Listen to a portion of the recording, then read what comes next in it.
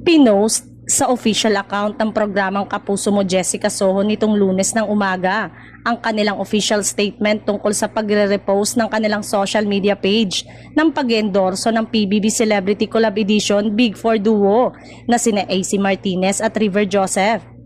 Agad kasing nagtrending ang nasabing social media post na pinapabura ng ASVER sa PBB. Katakot-takot na pagtuligsa at pambabash ang inabot ng KMJS show dahil sa biased post. Narito ang kabuuan ng official statement ng KMJS.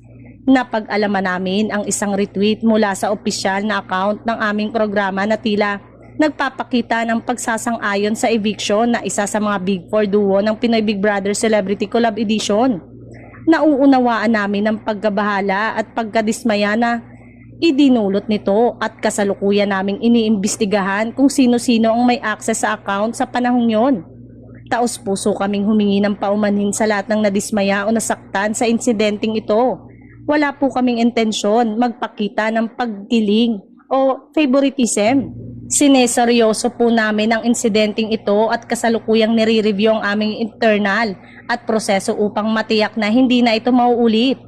Hinala ng netizen, mukhang nakalimutan daw ng admin ng social media page na mag-switch sa personal account nito bago mag-post. Marami rin ang nagsasabing hindi raw nito sinunod ang palaging pinapaalala ng mga media personalities na think before you click. Dagdag pang komento ng netizen, mukhang may masisisanteng Kapuso employee dahil sa kababayaan nito.